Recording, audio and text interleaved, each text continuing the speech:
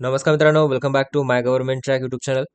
तर या व्हिडिओमध्ये आपण आर-टी-ओ AMVI प्रिलिम्स 2026 या परीक्षेसाठी महत्त्वाचे कन्सेप्ट्स डिस्कस करणार आहोत. याचा पार्ट नंबर 3 आहे. ऑलरेडी आपण 2 पार्टमध्ये 2 महत्त्वाचे टॉपिक डिस्कस केलेले आहेत. जर ते व्हिडिओज तुम्ही पाहिलेले नसतील तर ते नक्कीच पहा. त्यामध्ये आपण राज्याचा महाधिवक्ता आणि महान्यायवादी या 2 महत्त्वाच्या टॉपिकवरती डिस्कशन केलेलं आहे. संपूर्ण डिटेलमध्ये माहिती तुम्हाला त्या व्हिडिओमध्ये दिलेली आहे. शॉर्टमध्ये पण डिटेल्ड, जे की एक्झाम पॉईंट ऑफ व्ह्यूने तुम्हाला एक्झाममध्ये विचारले जाण्याचे सुद्धा चान्सेस आहेत. तर ते व्हिडिओ नक्की पहा. तर या व्हिडिओमध्ये आपण काही क्वेश्चन्स थ्रू महत्त्वाचे कन्सेप्ट्स पाहणार आहोत. तर चला स्टार्ट करूया. पहिला प्रश्न आहे, भारतीय राष्ट्रपतींच्या संदर्भात खालीलपैकी कोणते विधान बरोबर आहे? पहिलं स्टेटमेंट पहा, भारतीय राज्यघटनेच्या कलम 58 मध्ये राष्ट्रपती पदासाठीचे वर्णन केलेलं आहे. आणि सेकंड स्टेटमेंट आहे, राष्ट्रपतीने राज्यघटनेचे उल्लंघन केले असेल तर त्यांना महाभियोगद्वारा पदावरून काढून टाकता येतं. तर हे पहिला प्रश्न आहे. 2 स्टेटमेंट त्यांनी दिलेले आहेत. तर ऑप्शन्स पहा, फक्त ए आणि बी दोन्ही, फक्त बी, ए आणि बी दोघांपैकी कोणतेही नाही. तर या क्वेश्चनचं करेक्ट आन्सर जर तुम्हाला माहिती असेल तर तुम्ही कमेंट बॉक्समध्ये कमेंट करून सांगू शकता.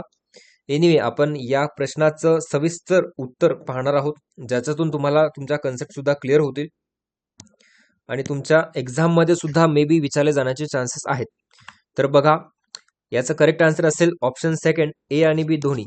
पहिलं स्टेटमेंट सुद्धा बरोबर आहे आणि दुसरं स्टेटमेंट सुद्धा बरोबर आहे. का तर ते पहा, भारतीय राज्यघटनेच्या कलम 58 मध्ये राष्ट्रपती पदासाठीच्या पात्रतेचे वर्णन केलेलं आहे. हे एक लक्षात ठेवा, पॉईंट महत्वाचा आहे.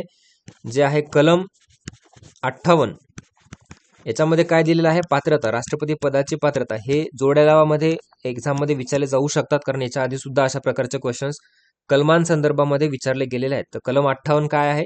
राष्ट्रपती पदाच्या पात्रतेबद्दल कलम 58 मध्ये मेन्शन केलेलं आहे. हे विधान बरोबर आहे.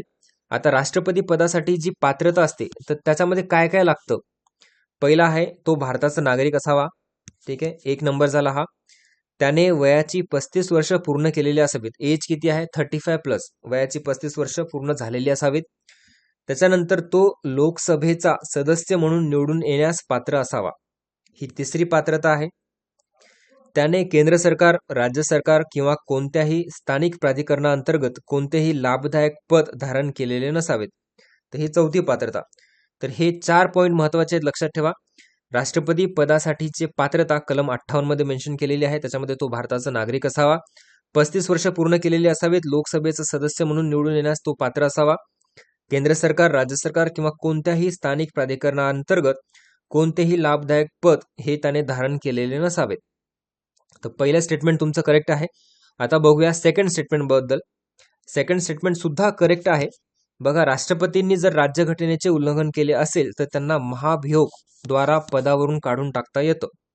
आणि महाभियोगाची जी प्रक्रिया आहे ती कुठल्या कलमाअंतर्गत स्पष्ट केलेली आहे?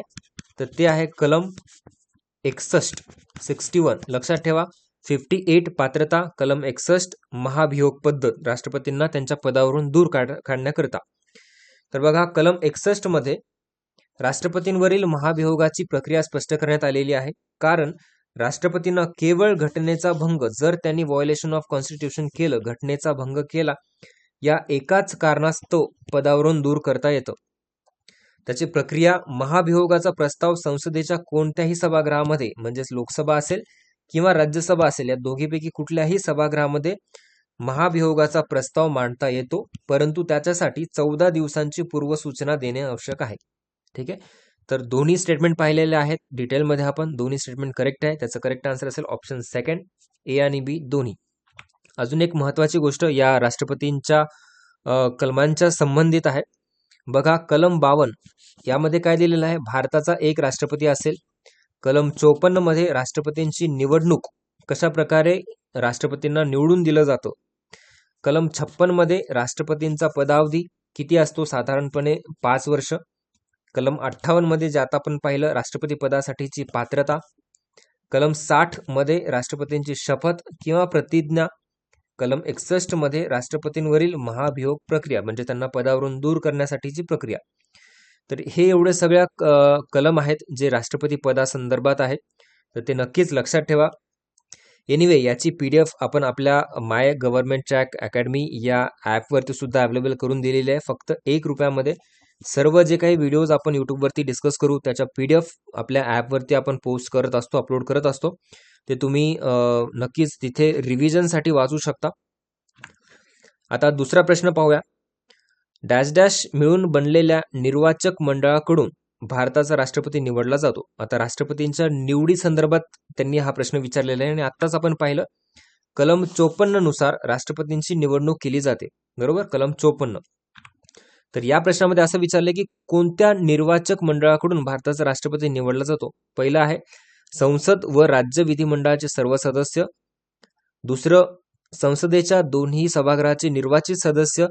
तिसरं आहे राज्य विधानसभेचे निर्वाचित सदस्य. आणि चौथं फक्त संसदेचे सदस्य. तर या प्रश्नाचं जर आन्सर तुम्हाला माहिती असेल तर व्हिडिओ पॉज करा, कमेंट बॉक्समध्ये कमेंट करू शकता आन्सर आणि त्याच्यानंतर तुम्ही चेक करा. तर बघा ऑप्शन आहे केवळ अ, त्याच्यानंतर ब आणि क, क आणि ड आणि केवळ ड. ठीक आहे, तर या क्वेश्चनचं करेक्ट आन्सर बघूया आपण. भारतीय राज्यघटनेच्या कलम 54 जे मी आता तुम्हाला मागच्या स्लाइडमध्ये सांगितलं, कलम 54 मध्ये राष्ट्रपती पदाची निवडून कसा केलं, राष्ट्रपतीची निवडणूक कशी केली जाते त्याबद्दल मेन्शन केलेलं आहे. तर बघा कलम 54 मध्ये राष्ट्रपतींच्या निर्वाचक मंडळाचे वर्णन केलेले आहे. राष्ट्रपतींची निवडणूक कशी केली जाते त्याच्याबद्दल त्यांनी माहिती दिलेली आहे. कलम 54 त्याच्यामध्ये आता ब स्टेटमेंट बरोबर आहे का, कारण संसदेच्या दोन्ही सभागृहाचे निर्वाचित म्हणजे इलेक्टेड सदस्य जे आहेत, इलेक्टेड मेंबर्स, यामध्ये लोकसभा असेल, राज्यसभेचे केवळ निवडून आलेले सदस्य येतात. राष्ट्रपतींनी नियुक्ती केलेले जे नॉमिनेटेड सदस्य असतात त्याच्यामध्ये ते भाग घेत नाहीत. राष्ट्रपतींच्या निवडणूक प्रक्रियेमध्ये फक्त इलेक्टेड मेंबर्स भाग घेतात, ते की लोकसभा असू द्या, राज्यसभा असू द्या, दोन्हीचे. त्याच्यानंतर राज्य विधानसभेचे निर्वाचित म्हणजे इलेक्टेड राज्य विधानसभेचे निर्वाचित सदस्य सुद्धा भाग घेतात. त्याच्यामध्ये भारतातील सर्व राज्यांच्या विधानसभेचे निवडून आलेले सदस्य यामध्ये समाविष्ट असतात. त्याच्यामुळे ब करेक्ट आहे आणि क करेक्ट आहे. संसदेच्या दोन्ही सभागृहाचे निर्वाचित इलेक्टेड मेंबर्स आणि राज्य विधानसभेचे इलेक्टेड मेंबर्स हे दोन्ही राष्ट्रपतींच्या निवडणूक प्रक्रियेमध्ये भाग घेतात. त्याच्यामुळे ब आणि क करेक्ट आन्सर असेल ऑप्शन सेकंड. याच्यामध्ये एक नोट बघा, 70व्या घटना दुरुस्तीनुसार जी की 1992 मध्ये झाली, दिल्ली आणि पाँडिचेरी या केंद्रशासित प्रदेशांच्या विधानसभांच्या निर्वाचित सदस्यांनाही यामध्ये स्थान देण्यात आलेले आहे. म्हणजे राष्ट्रपतींच्या निवडणूक प्रक्रियेमध्ये दिल्ली आणि पाँडिचेरी यांच्या या केंद्रशासित प्रदेशांचे जे विधानसभा आहेत त्यांचे सुद्धा इलेक्टेड मेंबर्स भाग घेऊ शकतात. आता याच्यामध्ये जे पहिलं स्टेटमेंट दिलेलं आहे त्यांनी संसद व राज्य विधिमंडळाचे सर्व सदस्य, तर हे का चुकीचं आहे, कारण बघा सर्व सदस्य म्हटलेले त्याच्यामध्ये सर्व म्हणजे इलेक्टेड मेंबर्स सुद्धा असू शकतात आणि नॉमिनेटेड मेंबर्स सुद्धा असू शकतात. तर सर्व सदस्य भाग घेऊ शकत नाहीत. त्याच्यामुळे हे पहिलं स्टेटमेंट जे आहे चुकीचं आहे.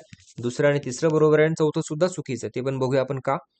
बघा राष्ट्रपतींच्या निवडणुकीमध्ये संसदेचे आणि विधानसभेचे नामनिर्देशित नॉमिनेटेड सदस्य मतदान करू शकत नाही. जे नॉमिनेटेड आहेत ते मतदान करू शकत नाही, जे इलेक्टेड आहेत तेवढेच मतदान करू शकतात. तसेच विधान परिषदेचे सुद्धा सदस्यही यामध्ये सहभागी नसतात. त्याच्यामुळं पहिलं जे स्टेटमेंट आहे ते चुकीचं आहे. आणि आता ऑप्शन ड बघा, फक्त संसदेचे सदस्य, फक्त संसदेचे नाही. याच्यामध्ये ड का चुकीचं आहे, कारण राष्ट्रपतींच्या निवडणुकीमध्ये केवळ संसद सदस्य नसून त्याच्यामध्ये राज्यांच्या विधानसभांच्या संसदांचाही सदस्यांचाही सहभाग असतो. त्याच्यामुळे ड ऑप्शन चुकीचं आहे. त्याच्यामुळे करेक्ट आन्सर असेल ब आणि क, दोन्ही सुद्धा करेक्ट आहेत.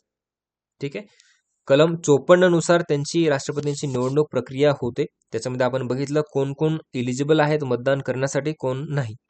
एक शॉर्ट मध्ये बघूया. आता याच्यामध्ये बघा राष्ट्रपती पदासाठी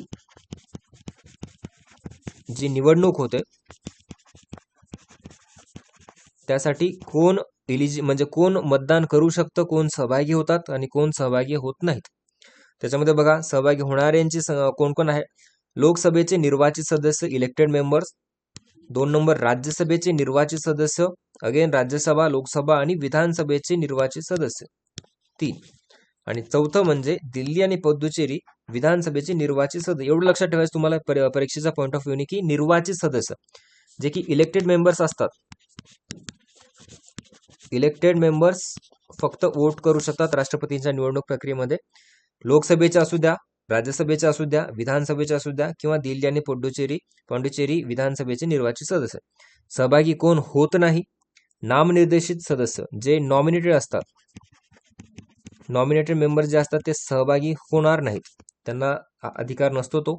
लोकसभेचे असू द्या, राज्यसभेचे असू द्या किंवा विधानसभेचे नामनिर्देशित सदस्य हे सहभागी होत नाहीत किंवा सर्व राज्यांच्या विधान परिषदेचे सदस्य हे सहभागी होत नाहीत. बाकीचे सहभागी होतात. एक शॉर्टमध्ये ही टीप तुम्हाला सर्वात महत्त्वाची लक्षात ठेवण्यासाठी. परीक्षेमध्ये एखाद्या वेळेस प्रश्न विचारला राष्ट्रपतींच्या संदर्भामध्ये तो महत्त्वाचा आहे. तर कलमा सुद्धा लक्षात ठेवा, लागला तर स्क्रीनशॉट घेऊन ठेवा. एनिवे PDF तुम्हाला आपल्या माय गव्हर्नमेंट ट्रॅक अकॅडमी या ॲपवरती सुद्धा मिळेल. तर अशा प्रकारचे आपण क्वेश्चन्स डेली वाढवूया. नेक्स्ट व्हिडिओमध्ये क्वेश्चन्सची संख्या डिटेलमध्ये आपण एक्सप्लेन करूया, डिस्कस करूया, जेणेकरून तुम्हाला परीक्षेच्या पॉईंट ऑफ व्ह्यूने सर्वात महत्त्वाचे प्रश्न ठरतील. आणि तुम्हाला याचा PDF सुद्धा आपल्या माय गव्हर्नमेंट ट्रॅक अकॅडमी ॲप हा कोर्स दिसतोय ₹1 आहे. तुम्हाला RTO MVA नावाने सर्च जरी केलं तर आपलं ॲपची लिंक डिस्क्रिप्शनमध्ये अवेलेबल आहे. त्यावरती क्लिक करून तुम्ही ॲप इन्स्टॉल करा. इन्स्टॉल केल्यानंतर तुम्ही RTO MVA नावाने सर्च जरी केलात कोर्स तरी तुम्हाला ₹1 हा कोर्स दिसेल. त्याच्यामध्ये आपण डेलीच्या ज्या कन्सेप्ट्स आहेत जे आपण यूट्यूबवरती डिस्कस करतो ते तिथे अपलोड करत असतो. टेलिग्राम चॅनलची लिंक सुद्धा डिस्क्रिप्शनमध्ये अवेलेबल आहे. एनिवे तुम्ही टेलिग्रामवरती जर गेलात तर फक्त AMVI RTO एक्झाम या नावाने जरी सर्च केलं तरी तुम्हाला हे आपलं चॅनल दिसेल. त्यावरती तुम्हाला जॉईन करायचं आहे. आणि इंस्टाग्राम चॅनल सुद्धा आहे. इंस्टाग्राम चॅनलची लिंक सुद्धा डिस्क्रिप्शनमध्ये अवेलेबल आहे. त्यावरती क्लिक करून तुम्ही तिथे जॉईन करू शकता. त्यावरती आपण ह्या वेगवेगळ्या प्लॅटफॉर्मवरती जे काही RTO MVA संदर्भात माहिती असेल, अपडेट्स असतील किंवा जे काही तुम्हाला परीक्षेच्या दृष्टीने कंटेंट असेल ते प्रोव्हाइड करत असतो. तर व्हिडिओ आवडला असेल तर लाईक नक्कीच करा. आणि अजूनपर्यंत तुम्ही आपल्या माय गव्हर्नमेंट ट्रॅक यूट्यूब चॅनलला सबस्क्राईब नसेल केलं तर सबस्क्राईब करून बेल आयकॉन प्रेस करा, जेणेकरून जेव्हा जेव्हा असे व्हिडिओज अपलोड होतील त्याचं नोटिफिकेशन तुम्हाला मिळत जाईल. ठीक आहे. Thank you so much for watching this video. Thank you.